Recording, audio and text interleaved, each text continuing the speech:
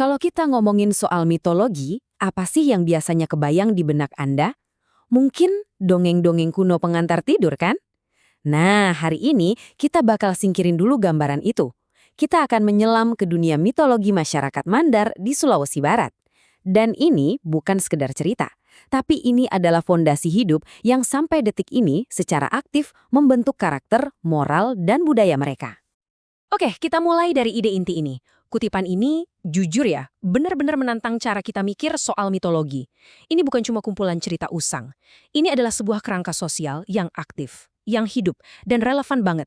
Anggap aja ini kayak denyut nadi yang terus memompa kehidupan ke dalam identitas sebuah daerah.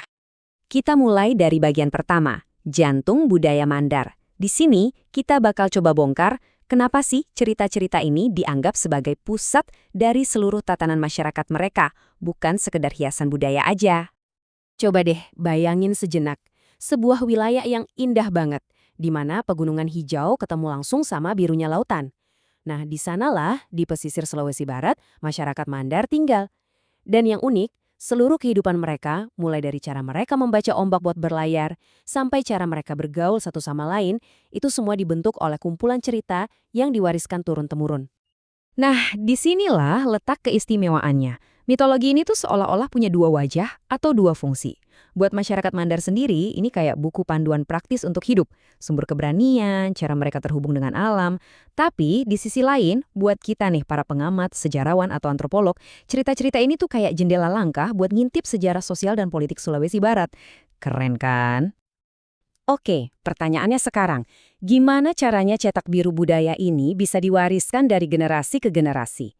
Nah, di bagian kedua ini kita bakal lihat kalau kuncinya itu bukan dari buku-buku tebal yang berdebu, tapi dari tradisi lisan yang terus hidup dan bernapas. Jadi apa sih bahan dasar atau DNA dari cerita-cerita ini? Resepnya tuh biasanya selalu ada tokoh pahlawan, bisa manusia, bisa juga roh pelindung, terus ada makhluk-makhluk gaib dan simbol-simbol alam yang kuat. Tapi yang jadi benang merahnya tuh selalu sama, pesan moral tentang keberanian, kejujuran, dan yang paling penting, ketaatan pada adat istiadat. Nah, slide ini nunjukin dengan jelas banget gimana tradisi ini terus mengalir. Prosesnya itu ada 3 tahap. Pertama, diwariskan secara lisan, dari mulut ke mulut oleh para tetua. Kedua, cerita itu dihidupkan lagi sebagai panduan dalam berbagai upacara adat. Dan yang ketiga, yang paling dalam, cerita ini menanamkan pemahaman sakral tentang hubungan antara manusia, alam, dan para leluhur.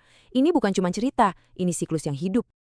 Sekarang kita masuk ke bagian ketiga, di mana kita akan lihat fungsi praktisnya di kehidupan nyata.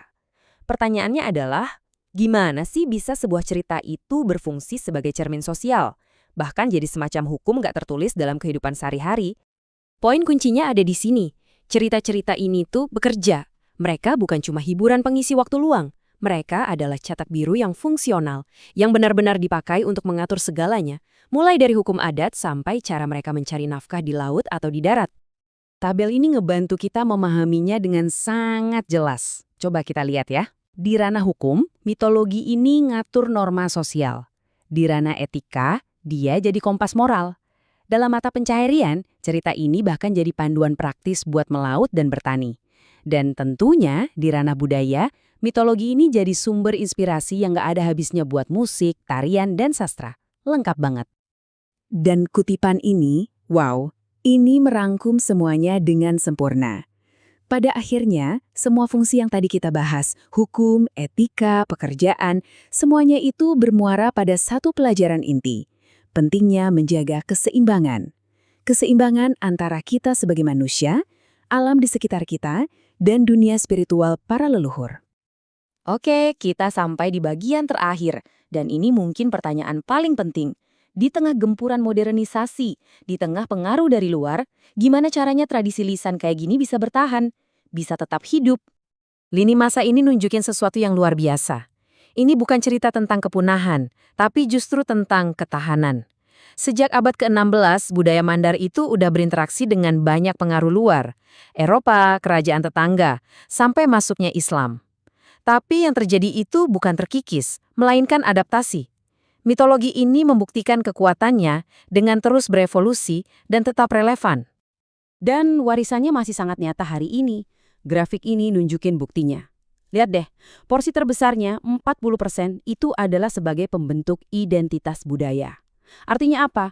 Buat generasi modern Mandar, cerita-cerita ini adalah jawaban dari pertanyaan, siapa kita? Sisanya terbagi untuk menjaga norma sosial, jadi panduan moral, dan pastinya jadi inspirasi buat seni dan pendidikan. Jadi, kesimpulan utamanya adalah ini. Mitologi Mandar itu bukan artefak mati yang dipajang di museum. Ia adalah sebuah warisan yang hidup, yang bernapas, dan secara aktif terus menempa karakter dan jiwa masyarakat Sulawesi Barat sampai hari ini. Nah, dari semua pembahasan ini, muncul satu pertanyaan buat Anda renungkan. Setelah kita lihat betapa kuatnya cerita bisa membentuk sebuah masyarakat seperti Mandar, coba dipikirin sejenak. Cerita apa sih, entah itu legenda keluarga, sejarah kota, atau nilai-nilai yang diturunkan, yang jadi fondasi bagi komunitas Anda? Cerita apa yang membuat Anda menjadi diri Anda saat ini?